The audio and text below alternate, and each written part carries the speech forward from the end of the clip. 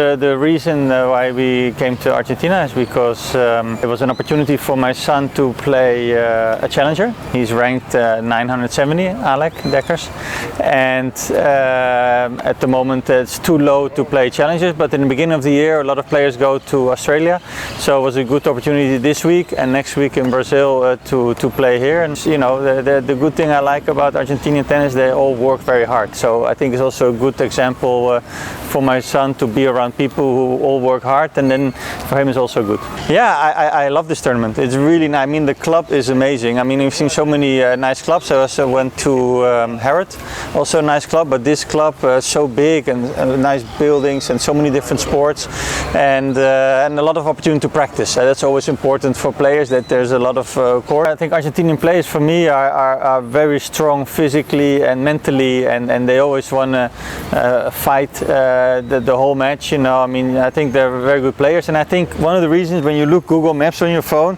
you see courts everywhere. So tennis is so popular, and everybody plays tennis, and I think yeah, the Argentinian players always very good. Yeah, the Potro, of course, Nalbandian, unbelievable talented, Coria, Gaudio, and of course before Guillermo Vilas, so many good players, very good history in Argentinian tennis. And I think players like Zabaleta, I think also, I hope they also are on the court, because with their experience and the knowledge about tennis, it's always good if they can also pass it on to the generation. I think Mariano also has a tennis academy, and a lot of players. I saw Hernan Gumi also, I played him also before.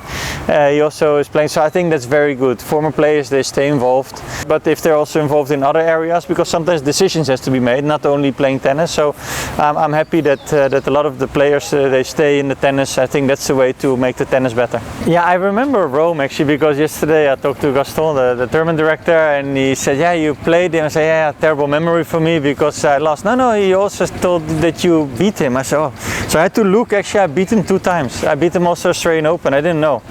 But I only remember, yeah, we played 3 times. I beat him twice, Stuttgart indoors and Australian Open, and I lost him in Rome. And the only one I remember is Rome, because my daughter was just born, and that was my first tournament, and I really wanted to do, I always want to do well, but I really wanted to do well, and he played so good against me and smart, and he really neutralized my serve, which I didn't like, you know, and serve is my weapon. And yeah, it was a good player, and like all the Argentinians, you know, they wanted to fight, and he didn't let go. So I think I lost like 6-4, 6-4, and yeah, but I'm happy to know now I beat him 2 times, because always when I thought of Zabaleta, I thought, oh, he beat me that 1 time, but now I know it's 2-1 for me.